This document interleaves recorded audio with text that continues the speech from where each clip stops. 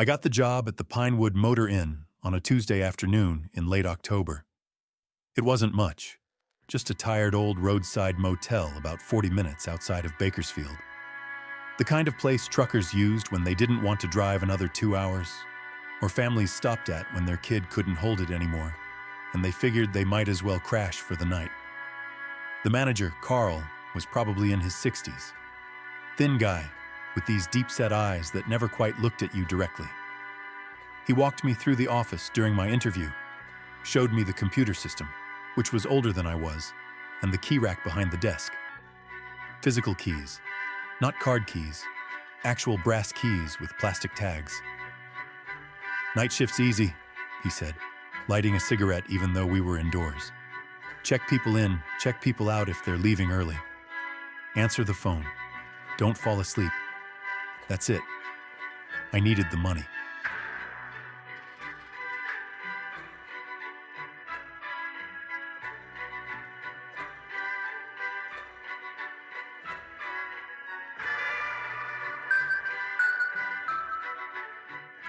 I was 23, 2 years out of a community college degree that hadn't done much for me, and living in my aunt's basement. So I took it. My first shift started at 11 p.m. that Saturday. The motel was shaped like an L, 2 floors, 28 rooms total according to Carl. The office sat at the corner where the 2 wings met, with a big window that looked out at the parking lot and the highway beyond it. There were maybe 6 cars parked outside when I got there. Not a busy night. Carl showed me the logbook, this ancient thing with a water stain on the cover. He flipped it open and tapped a bony finger on the page. "Anyone checks in, you write it here. Room number, name, time. Anyone calls the desk, you write it here too. Just in case." "In case of what?" I asked. He didn't answer. Just stubbed out his cigarette in a coffee mug and told me he'd be back at 7 a.m. Then I was alone. The office smelled like old coffee and lemon cleaning solution. There was a small TV on the corner of the desk, but the reception was awful, just static and shadows. I turned it off. The quiet felt better anyway. For the first 2 hours, nothing happened. I sat there, scrolling on my phone, listening to the hum of the vending machine outside and the occasional semi-roaring past on the highway. Around 1:15 a.m., a couple pulled in. Middle-aged, looked exhausted. I checked them into room 103, took their cash, handed them the key. They didn't say much. I wrote it in the logbook like Carl said. It was around 2 a.m. when the phone rang. I picked it up. "Pinewood Motor Inn. How can I help you?" There was a pause. Then a man's voice, kind of muffled, like he was talking through fabric. "Yeah, hi. I'm in 214. The heat's not working." I frowned, pulled the keyboard closer and brought up the guest list on the computer, scanned through it. "Sorry, sir. What room did you say?" 214. I scrolled again. Slower this time. We had a guest in 210, another in 213, but no one in 214. Are you sure?" "I don't have anyone checked into that room." Silence on the other end. Then, "I'm standing in it right now." My stomach did this weird little flip. I glanced at the key rack on the wall behind me. The keys were organized by room number. I found the 200 section. There was a key for 210, one for 213, but no 214. There was no hook for 214. "Sir, I think there might be a mistake. Can you double-check your key tag?" The line went dead. I sat there for a minute, staring at the phone. Then I opened the desk drawer and pulled out the binder Carl had left for me, the one with all the motel info. There was a floor plan in the front. I unfolded it. The second floor had 14 rooms, 7 on each wing, rooms 201 through 214. Except, I looked at the key rack again, counted the hooks. 13 keys. I counted the rooms on the floor plan. 14. My hands were shaking a little as I traced my finger along the diagram. The rooms were numbered in order, ascending as you walked down each hallway. On the far wing, the one that stretched out toward the back of the property where the woods started, the last room was labeled 214. But when I looked at the key rack, there was no key, no hook, nothing. I tried to tell myself it was a prank, maybe some bored guest screwing with the new guy, but the voice on the phone, it didn't sound like someone messing around. It sounded irritated, tired. I decided to check it out. I grabbed the flashlight from under the desk, one of those big mag lights that doubled as a club, and stepped outside. The air was cold, way colder than it should have been for California in October. I could see my breath. The motel was dead quiet. Most of the windows were dark. A few had the glow of a television behind the curtains. I walked along the sidewalk that ran in front of the ground floor rooms, then climbed the exterior stairs to the second floor. The hallway was open air, with a rusted metal railing that overlooked the parking lot. The lights overhead flickered. One of them was out completely. I walked slowly down the hall, checking the room numbers as I went. 201, 203, 205. They were all odd numbers on this side. I crossed to the other wing, past 210, past 212, past 213, and then the hallway just ended. There was a wall, painted the same ugly beige as the rest of the motel. No door, no room number. But according to the floor plan, 214 should have been right there. I stood there for a long time, shining my flashlight at the wall. The paint looked old, same texture as the rest of the building. There were even a few chips in it, like it had been there for decades. I pressed my hand against it. Solid. Cold. Behind me, I heard a door open. I spun around. A woman was standing in the doorway of 213, wrapped in a bathrobe, squinting at me. "Everything okay?" she asked. "Yeah," I said too quickly. "Just checking something." She looked at me like I was insane. Then she closed the door. I went back to the office. I didn't write anything in the logbook. I didn't know what I'd even say.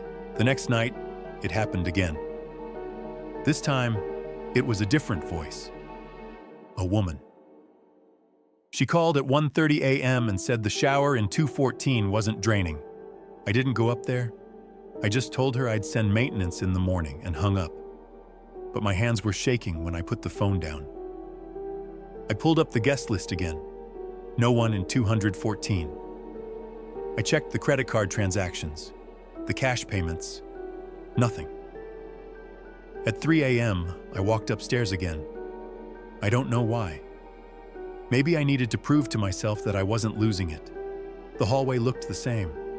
Flickering lights, the smell of stale cigarettes and mildew. I walked to the end of the far wing, where the wall should have been. Except this time, there was a door. I'm not kidding. There was a door. Dark wood, brass handle with a little placard that read 214 in faded gold numbers. I stopped walking. My heart was pounding so hard I could hear it in my ears. The door looked old. Really old. Older than the rest of the motel. The wood was warped, and there were scratches along the bottom edge, like something had been clawing at it. I reached out. My hand was shaking. I touched the handle.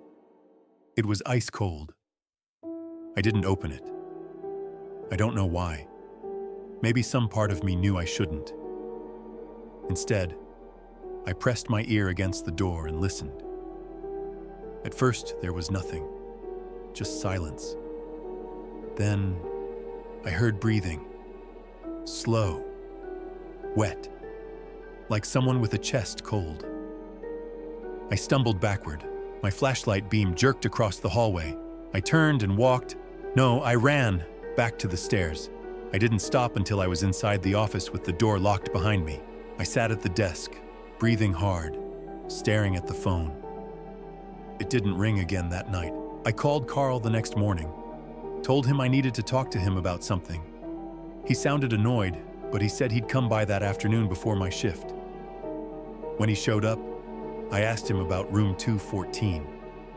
His face changed. Not much, just a tightening around his mouth. "What about it?" he said. "People keep calling from it, but there's no key. And last night, there was a door at the end of the hall. But the night before, it was just a wall." Carl stared at me for a long time. Then he sighed and sat down in the chair across from the desk. "You're not the first person to notice," he said quietly. "Notice what?" "That room. It's been there since before I took over this place, 20 years ago. The owner before me, he told me the same thing. Don't go in, don't rent it out, don't even acknowledge it." "But people are staying in it," I said. "They're calling the desk." "No," Carl said. "They're not." I stared at him. "What do you mean?" He rubbed his face. He looked older than he had a few days ago. "I don't know what they are," he said. "But they're not guests." He didn't explain. He just told me to ignore any calls from 214. "Don't go up there. Don't open the door if I see it. And whatever I do, don't go inside." I should have quit right then. I know that. But I needed the money. And some stupid part of me thought maybe Carl was just messing with me. Some kind of hazing thing for the new guy. But that night, the night after Carl warned me, I realized he wasn't joking. It was almost midnight. The motel was nearly empty. 3 occupied rooms. I was sitting at the desk, half asleep, when I heard footsteps. Not outside, not in the parking lot, above me. Slow, heavy footsteps. Walking across the second floor, back and forth. Back and forth. I looked up at the ceiling. The fluorescent light flickered. The footsteps stopped. Right above the office. Then I heard it. A voice. Muffled. Coming from upstairs. It sounded like someone crying. I don't know what came over me. Maybe it was the lack of sleep. Maybe I just wanted to prove to myself that it was nothing. But I grabbed the flashlight and went outside. The second floor was empty. No one in the hallway. But the door to 214, it was there, wide open. The light inside was wrong. Not yellow like the other rooms. It was gray. Dimension. Like twilight. I could see inside, just barely. There was a bed, a nightstand, a chair in the corner, and someone sitting in the chair. I couldn't see their face. They were hunched over, facing away from the door. But I could hear them breathing. That same wet, rattling sound I'd heard before. "Hello?" I said. My voice cracked. The figure didn't move. I took a step closer. The air around the door was freezing. I could see my breath pouring out in clouds. "Are you okay?" The figure's head turned. Slowly. Too slowly. I didn't wait to see its face. I ran. I locked myself in the office and didn't come out until sunrise. I gave Carl my 2 weeks' notice the next day. He didn't argue. He just nodded, like he'd been expecting it. But here's the thing that still keeps me awake at night. I drove past the Pinewood Motor Inn a few months ago. I was passing through on my way to visit my mom, and I saw the sign from the highway. The motel's still open. Same old building. Same flickering sign. And when I slowed down, just for a second, I saw a car parked on the second floor, right in front of the far wing, right in front of where room 214 would be. I didn't stop. I didn't even slow down after that. I just kept driving. But sometimes, late at night, when I'm trying to fall asleep. I wonder who's staying there now, who checked into that room, and whether they know that the door doesn't lead out.